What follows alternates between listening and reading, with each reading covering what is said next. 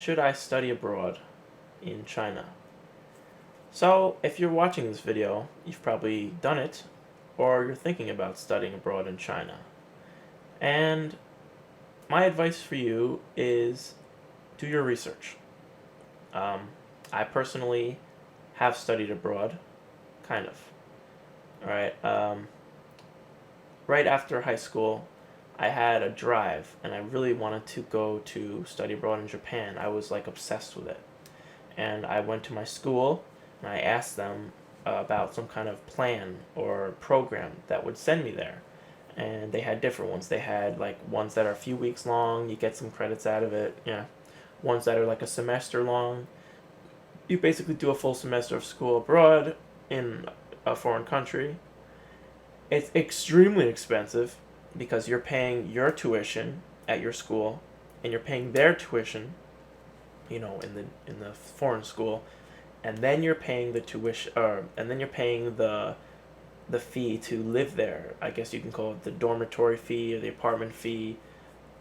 So you're paying three fees, and each one are about the same price. Figure for me, it was about 2,000, 2,000, 2,000. So it's about 6,000 for one semester. For some of you, it's fine because your parents are paying. For some of you, oh, it's fine because you're getting a free grant. That's okay for you guys. But for the average person who does not have scholarships or these amazing grades, you have to either take out a loan or pay out of pocket. And that extra money is very hard to come by. And so I tried semester after semester to apply to these programs of study abroad. Many of them you have to apply far in advance before you can get into it. And who has that kind of patience? Because there's so many programs, if you get denied for one, you could try for another. And it's just very stressful. So after a while, I just said, screw this. And I just worked. I just started saving my money. I used money from loans to help me budget my stuff on the side. That way I could put all my money towards just going abroad to study, right? But what I also did, many of you won't like it, but I took online classes.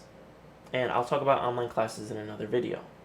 But for now, I'll just be brief. Online classes make it so you can go anywhere you want in the world. As long as you have an internet connection, you can do an online class. Of course, you just have to worry about things like where are you going to buy your textbooks, because you do still need to get textbooks in some classes.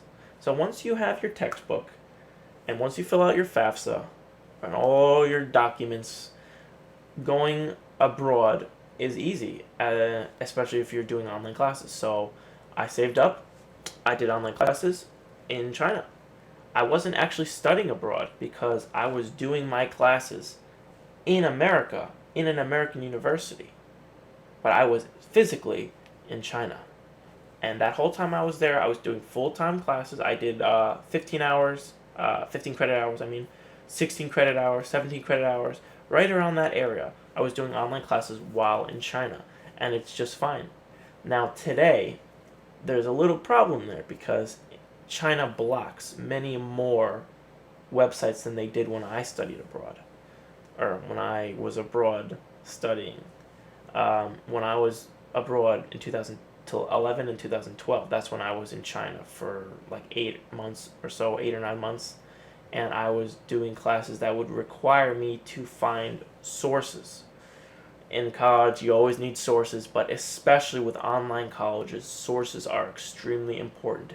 What I mean by sources is, for example, they might say, prove this theory to me by having sources from Google Scholar or your college library.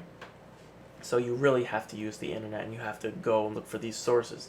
And China blocks many websites, especially websites that have to do with politics or any kind of thing that might talk negatively about China. A lot of these places are blocked.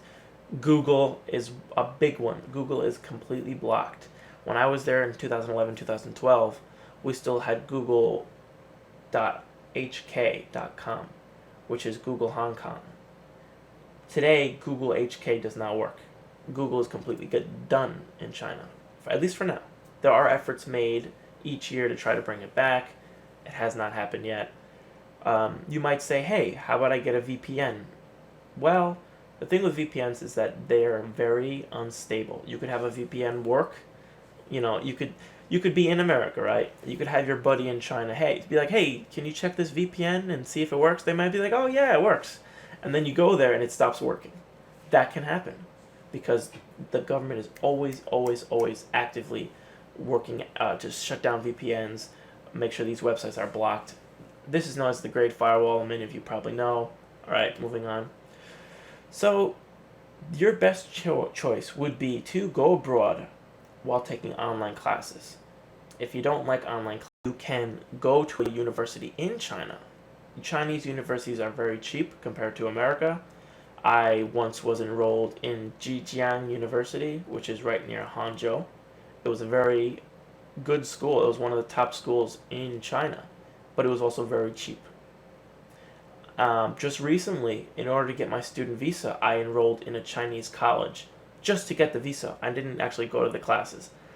And it costed me about 1,000 US dollars for one semester.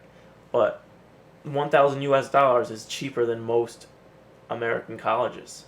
So that's an option too. If you have the means, if you have the money, if you have the grants, of course, studying abroad through your university is going to be best for most of you. You get to go to Japan, you get to physically go to the class, you get to be in the classroom, you get to have Japanese students there with you and other foreign students. You make friends quickly. It's easy to be social, easy to have fun. For me, that wasn't my road. My road was going there, like I said, and taking classes online. Definitely not as social.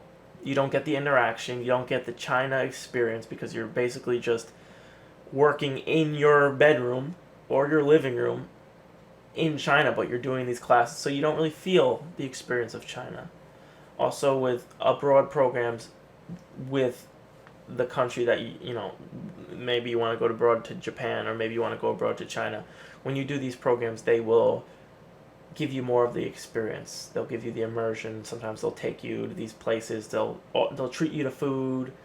They'll teach you the language. You get those things. If you just go online abroad, you don't get those things. Now, if I could do it all again, I would still do the same path that I chose because for me, I'm one of those people who like to do things at my pace. I don't want to be in school 6 to 7 hours a day. I want to be in my room doing it when I want at the pace that I want. If I want to do just 1 hour of work a day, I can. If I don't want to do any work one day, I can. With the abroad programs, you have to be in school all day. It's like high school. It's like middle school. You wake up early. You take this public transport. Maybe if you live there, you walk. Doesn't matter. You're still there all day. If you feel sick, you can't really take off many days in China and Japan. They're not really tolerant of that kind of thing. In those countries, when you take off, you need like a doctor's note, and I'll get more into that another time.